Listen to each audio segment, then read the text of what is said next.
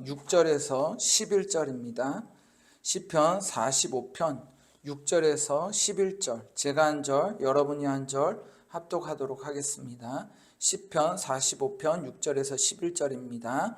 하나님이여, 주의 보좌는 영원하며 주의 나라의 규는 공평한 규이니이다.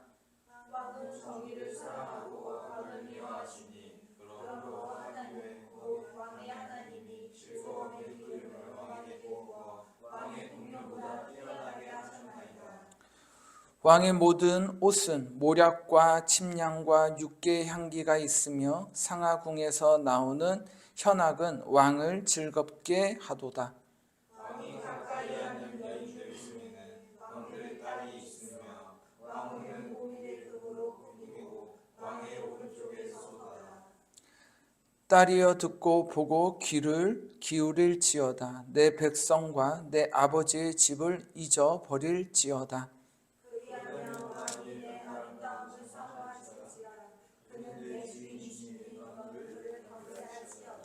아멘.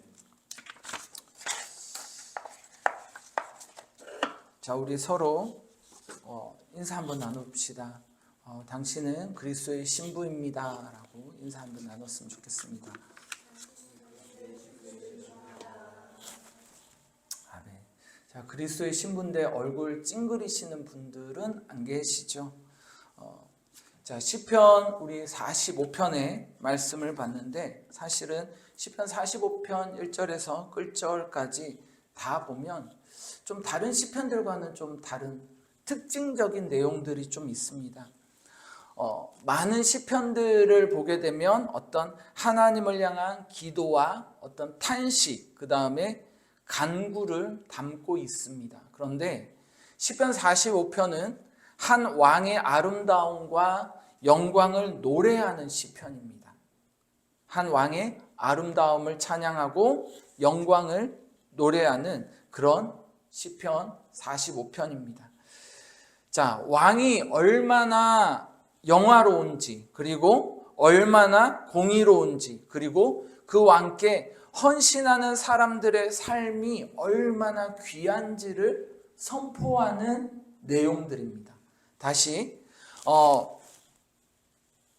왕이 얼마나 아름다운지, 얼마나 공의로운지, 그리고 그 왕께 헌신하는 사람들의 삶이 얼마나 귀한지를 나타내는 시편이 사실은 오늘 시편 45편입니다. 그래서 살짝 좀 어려울 수도 있으나 자세하게 묵상만 조금 하면 이 말씀이 저와 여러분들에게 얼마나 귀한 말씀인지를 좀 아실 수 있을 것 같습니다. 자, 시편에서 말하는 왕은 역사적으로 보면 누구를 떠올릴 수 있냐면 사실은 다윗을 떠올릴 수 있죠. 또 한편으로는 솔로몬을 떠올릴 수 있습니다. 그러나 시편 45편에 있는 말씀은 실질적으로 왕의 궁극적으로 누구를 나타내냐면 예수 그리스도를 나타내는 주의 말씀임을 보여주고 있습니다. 자, 시편 특히 이제 45편 6절에서 7절 말씀은 히브리서 1장 8절에서 9절 말씀을 인용하면서 이제 나타내는 말씀으로 왕의 신부로 부름받은 하나님의 백성에 대해서 철저하게 이야기를 합니다. 결국 왕과 관계된 사람들, 그 관계되어진 사람들은 어떤 사람이냐? 왕의 신부로 부름받은 하나님의 백성, 하나님의 자녀라는 것을 우리에게 이야기를 하고 있습니다.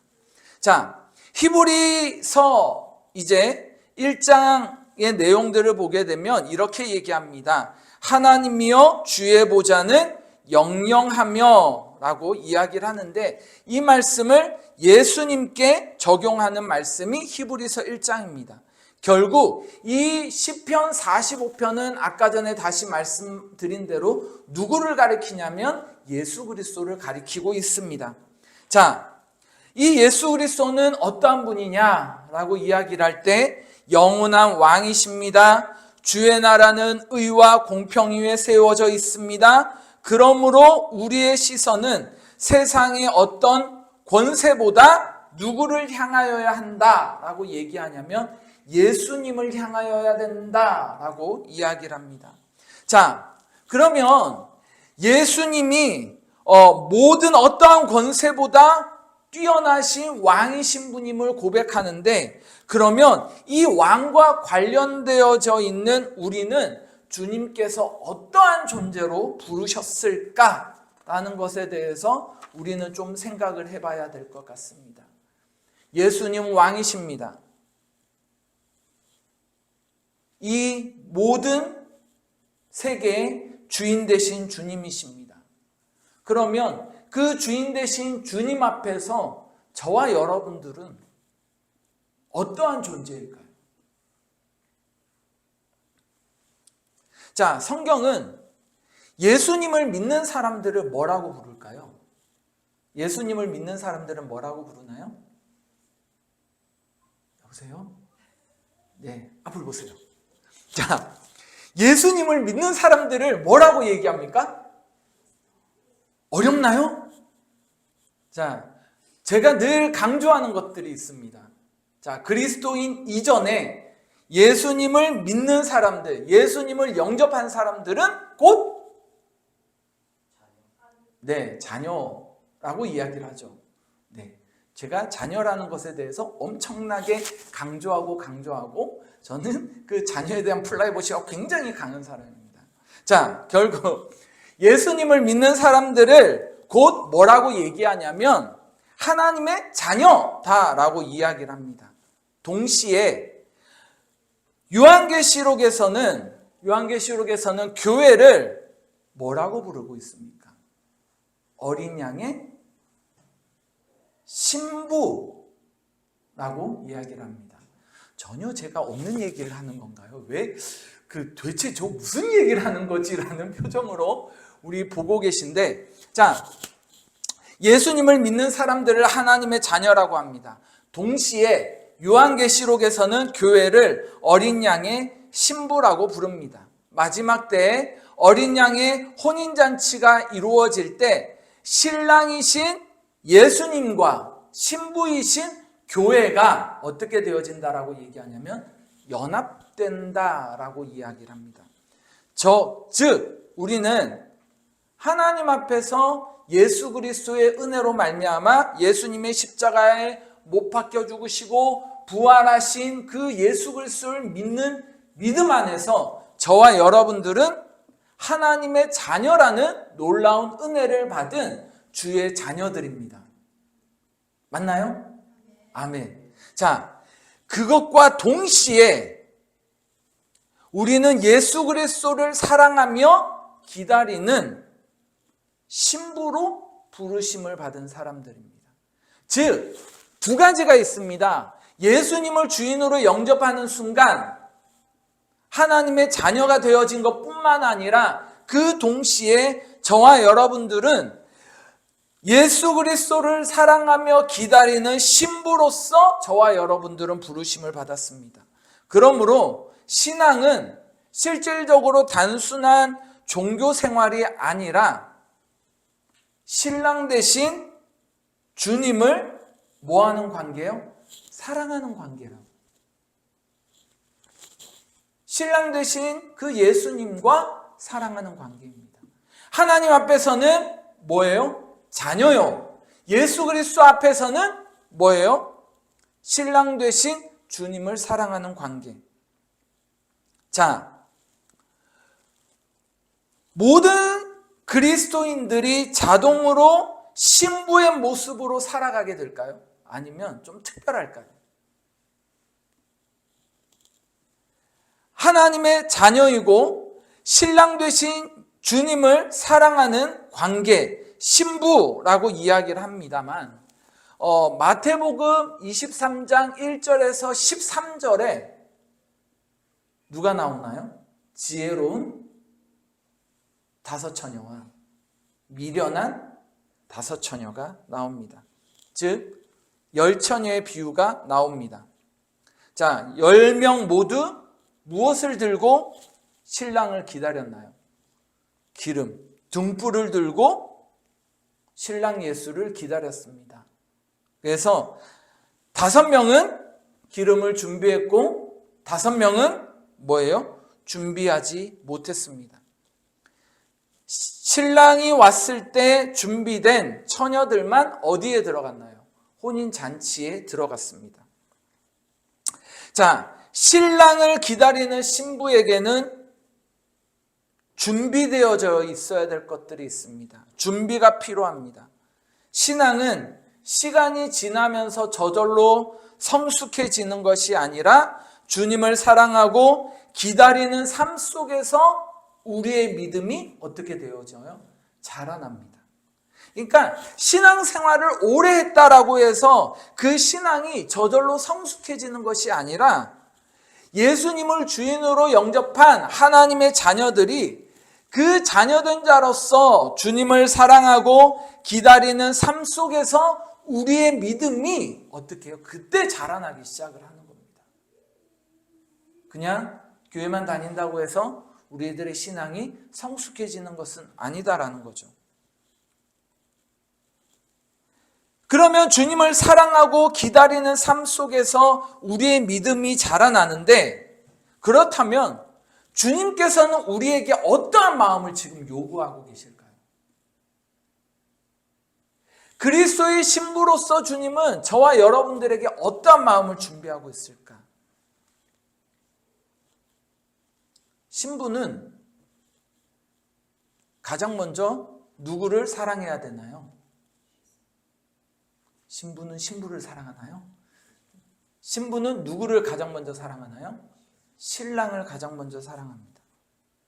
자, 우리 시편 45편 10절에서 11절의 말씀을 보도록 합시다. 자, 다 같이. 자, 시작.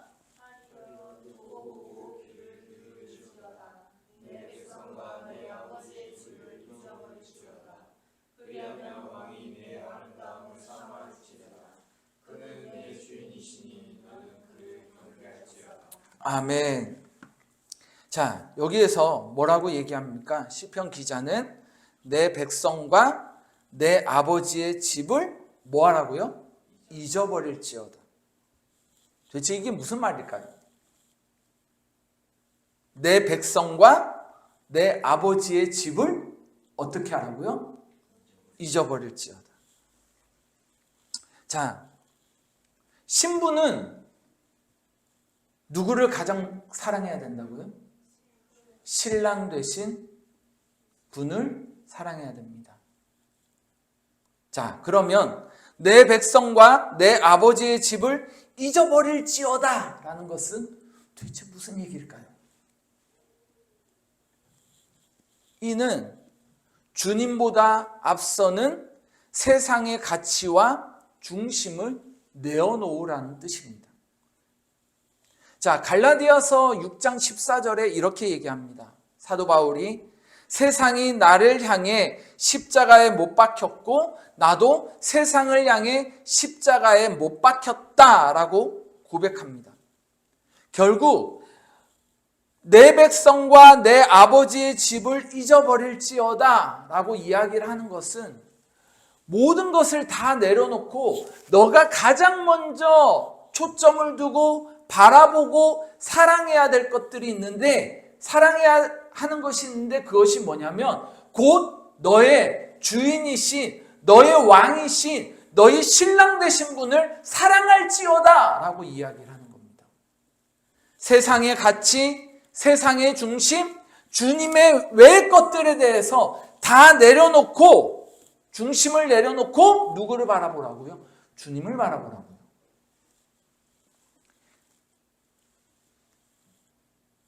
우리의 마음이 누구를 향할 때? 주님께 온전히 향할 때 왕이 그의 무엇을 보고 기뻐한다라고 얘기합니까? 아름다움을 보고요. 아름다움을 보고요. 우리의 마음이 주님께 온전히 향할 때 왕이 그 아름다움을 보고 기뻐한다라는 겁니다. 그럼 주님이 생각하는 아름다움이라는 것은 뭐예요? 외모인가요? 아니면 오늘 드라이를 좀 했는데 물이 안 좋은지 항상 교회에서 머리를 감고 드라이를 하면 머리가 이상하게 나와. 마음에 정말 안 들어요. 이것과 하나님이 기뻐하는 것과는 상관이 있을까요? 없을까요? 전혀 없습니다. 그러면 주님이 기뻐하는 아름다움은 뭘까요? 주님을 향한 우리들의 마음이 주님 앞으로 나타날 때, 그때 주님께서는 뭐예요? 그의 아름다움, 그의 마음의 아름다움을 보고 뭐 한다고? 기뻐하신다고요.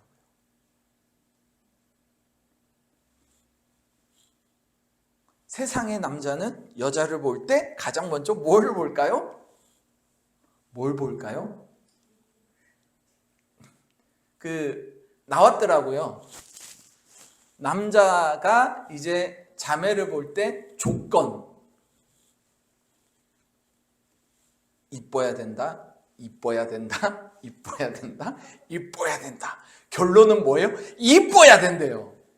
근데 그 자매가 남자를 볼 때는 좀 다르답니다. 물론 처음에 외모도 보긴 하지만 성품, 이 사람과 대화가 잘 되는가?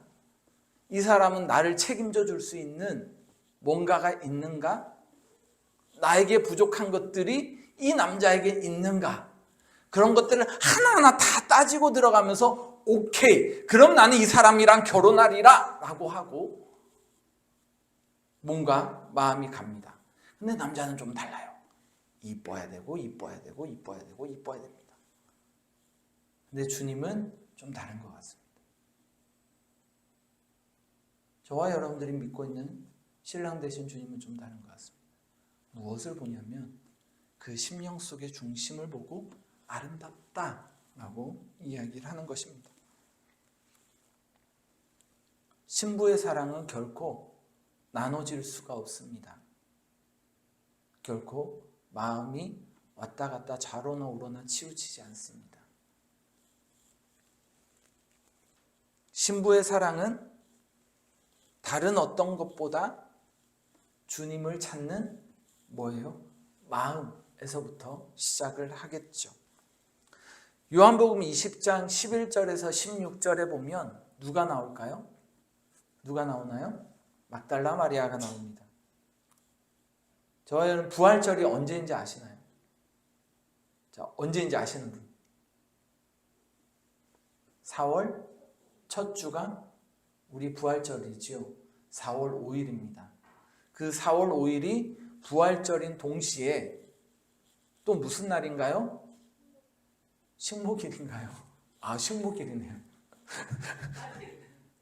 자, 4월 5일이 저희 교회 1주년 되는 날입니다. 창립 예배를 저희가 4월 5일 날 드렸습니다. 희한하죠. 부활주일이 저희에게는 크게 기뻐하는 교회 이제 1살 된 날입니다. 자, 그 부활절을 생각을 하면 요한복음 20장 11절에서 16절의 말씀이 누가 나오는지 알 겁니다. 막달라 마리아가 새벽 어두울 때 누구에게 찾아갔죠? 예수님의 무덤에 찾아갔습니다. 그리고 그것에서 천사를 보았습니다. 근데 그의 관심은 오롯이 누구였나요? 예수님이었죠. 그리고 그 천사에게 이야기를 합니다. 내 주님을 어디에 두었는지 모르겠습니다. 내 주님 어디에 계십니까? 돌무덤은 열려 있는데 예수님은 안 계십니다. 오롯이 이 막달라 마리아는 천사도 아니요. 그 막달라 마리아에게 있는 눈은 누구를 향했나요? 주님만 찾았어요. 내가 사랑하는 주님이 안 계십니다. 내가 사랑하는 주님이 어디 계십니까? 주님만 찾았던 것을 기억합니다.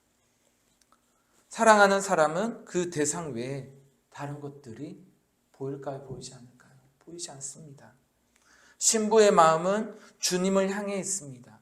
그리고 그 마음이 주님께 집중되어질 때 어떻게 해요? 주님을 향한 사랑들이 깊어지게 돼 있습니다.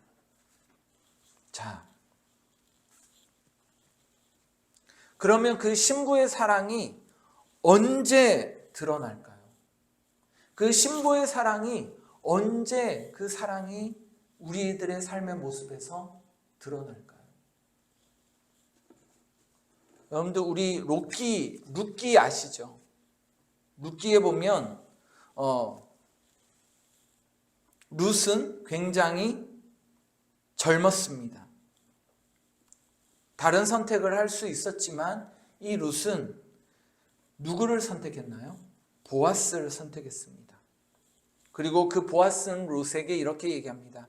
내가 젊은 자를 따르지 않았다라고 말하면서 그녀의 사랑과 헌신을 이 보아스는 어떻게 했나요?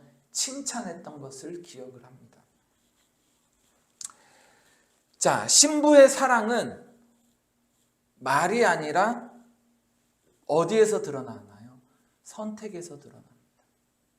행동에서 드러납니다. 우리는 많은 삶 속에서, 많은 시간 속에서 많은 선택을 합니다. 그 많은 선택 속에서 저와 여러분들은 가장 먼저 뭘 선택하고 있나요? 주님을 사랑한다라고 이야기를 하고, 주님이 우리의 주인이다라고 이야기를 하고, 그리고 나는 주님 앞에서 온전히 그리스도의 신부로서 주님이 가장 앞섭니다 라고, 앞서기를 원합니다 라고 기도하고 나아가지만 저와 여러분들의 삶의 선택은 어디에 집중되어 있는지 한번 저와 여러분들 좀 묵상하며 나아갔으면 좋겠습니다. 이때 우리 간사님의 기도 제목이 생각이 납니다. 내 앞에 주님만 계셔주시고 라는 기도 제목이 있습니다. 그게 어떤 뜻인지 분명히 알고 그렇게 적었을 거라고 생각을 합니다.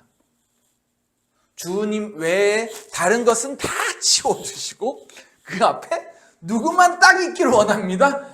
예수님만 딱 있기를 원합니다. 라고 기도 제목을 올려주셨고, 저희 아내는 주님만 바라보게끔 나의 자아들을 철저하게 깨트려 주시고 그것이 어떤 의미인지 분명히 알 거라고 생각을 합니다만 쉽지는 않겠지만 어찌됐건 중요한 것은 우리는 많은 선택 속에서 주님을 먼저 어떻게 해야 된다고요?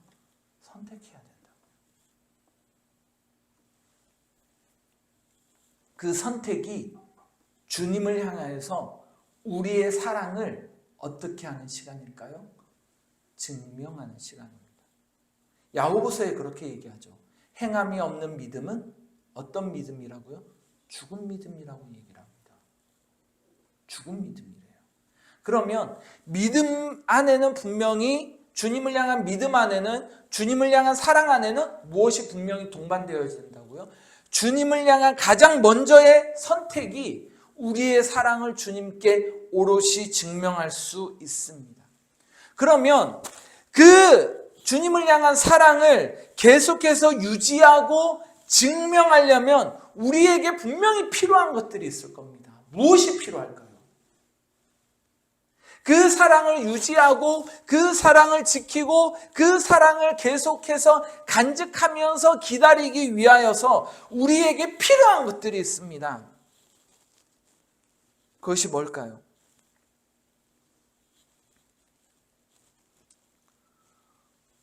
누가복음 10장에서 마리아는 예수님의 발 앞에 앉아서 무엇을 들었나요? 말씀을 들었습니다. 마르다는 많은 일로 분주했지만 예수님은 마리아를 향하여서 이렇게 얘기합니다. 좋은 편을 택했다고 말씀하십니다. 마리아는 무엇보다 주님과 함께하는 시간을 선택을 했습니다. 그렇다고 마르다가 주의 일들을 감당하면서 열심히 봉사하고 헌신했던 것들을 무시하는 것이 아닙니다. 그에게 필요했던 것은 무엇이었을까요? 주님과 함께 머무는 가운데 주님을 향한 뭐예요? 헌신이 필요했던 거죠. 주님을 향한 사랑은 바쁜 삶 속에서 저절로 자라지는 않습니다. 저와 여러분들에게 그 사랑이 지켜지고 그 사랑이 자라나고 그 사랑이 우리의 삶 속에서 드러나기 위하여서는 결국 주님의 발 앞에 머무는 시간 속에서 우리는 주님을 향하여서 나아가게 되어집니다. 여러분, 주님을 사랑하신다면 저와 여러분들 안에는 분명히 주님의 발 앞에서 머무는 시간들이 저와 여러분들에게 분명히 필요하다라는 것을 기억할 것입니다. 저와 여러분들은 누구의 자녀입니까? 하나님의 자녀입니다. 동시에 예수 그리스도의 신부로 부르심을 입은 주의 자녀들입니다. 그러므로 저와 여러분들의 삶은 누구를 사랑하며 주님을 사랑하며 기다리는 삶이어야 됩니다. 누구를 기다리는 건가요? 주님을 기다리는 삶이어야 됩니다. 세상의 많은 일들 속에서도 우리는 주님 앞에 머무르는 시간을 선택해야 됩니다. 말씀과 기도 가운데 주님의 얼굴을 바라보며 우리는 다시금 주의 사랑 앞에 세워져야 됩니다. 그래서 저와 여러분들 심령 속에 이러한 고백이 있었으면 좋겠습니다. 주님 앞에 서는 그날까지 주님, 내 마음 안에 주님을 향한 사랑이 여전히 살아있게 하여 주시옵소서 라고 그렇게 기도하고 그렇게 고백하며 그렇게 삶에서 나타나는 저와 여러분들 되기를 축복하고 축복합니다. 말씀을 잃어버린 자, 주의 사랑을 잃어버린 자는 결국 삶에서 분명히 드러나지 않습니다. 우리들의 삶에서 드러나는 것은 우리들의 속사람이 말씀 가운데 주님 앞에 머무는 시간을 통하여서 우리들의 삶에서 분명히 드러나게 되어 있습니다. 그것이 믿음 안에 심겨졌을 때 저와 여러분들은 미련한 다섯 처녀가 아닌 지혜로운 다섯 처녀로서 온전한 그리스도의 신부로서 그 왕 대신 주님을 맞이하고 그 왕 대신 주님 앞에 정말 기쁨으로 서게 될 것입니다. 그리고 그 모습을 본 우리의 주인 대신 우리의 왕 대신 예수님은 이렇게 이야기를 할 것입니다. 왕이 내 아름다움을 사모할지라. 왕이 내 아름다움을 어떻게 하게 된다고요? 사모하게 된다. 누가? 예수님이 저와 여러분들의 아름다움을 기뻐하실 거라. 그렇게 기뻐하는 자리에 저와 여러분들이 동참하는 그런 주님의 자녀 되기를 축복하고 축복합니다. 우리 시간 찬양하고 우리 주님 앞에 기도하며 잠깐 나아가도록 하겠습니다. 우리 예배팀 나와주시고요.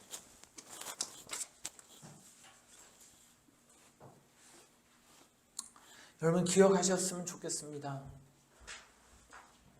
주님을 사랑한다면 분명히 주님을 향한 대가가 필요합니다. 하나님의 자녀는 철저한 주님의 은혜로 이루어졌다라면 주님을 향한 사랑으로 그리스도의 신부로서 세워져 가는 것은 저와 여러분들이 주님을 향한 마음과 그 다음에 그 고백에서 삶으로 드러나야 되어집니다. 그리할 때 저와 여러분들에게 참된 놀라운 일들이 일어날 것입니다. 우리 기도하는 마음으로 찬양 가운데 거합시다.